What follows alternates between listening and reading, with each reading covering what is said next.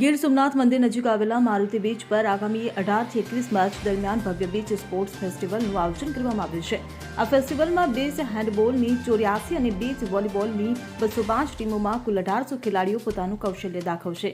ફેસ્ટિવલની તૈયારીઓની સમીક્ષા માટે જિલ્લા કલેક્ટર દિગ્વિજયસિંહ જાડેજા અને સ્પોર્ટ્સ ઓથોરિટી ઓફ ગુજરાતના સચિવ ઇન્દ્રજીતસિંહ વાડાની ઉપસ્થિતિમાં પ્રાંત ઓફિસ ખાતે બેઠક યોજાઈ હતી, જેમાં જિલ્લા કલેક્ટર દિગ્વિજયસિંહ જાડેજાએ જણાવ્યું હતું કે આયોજન 2036ની ઓલિમ્પિક સ્પર્ધાની પૂર્વ તૈયારી રૂપે છે।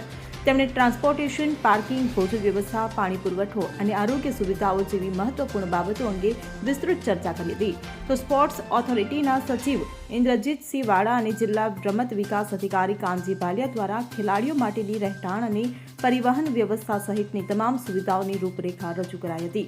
આ બેઠકમાં જિલ્લા વિકાસ અધિકારી સ્નેહલ ભાસ્કર, નિવાસી અધિક કલેક્ટર રાજ્યસાલ, વેરાવળ પ્રાંત અધિકારી વિનોદ જોશી, નાયબ પોલીસ અધિક્ષક વીઆર ખેંગાર સહિત વિવિધ વિભાગોના અધિકારીઓ હાજર રહ્યા હતા। Bureau report CN24 news. હવે જુઓ દેશ દુનિયાની તમામ ખબરો તમારી આંગળીના ટેરવે।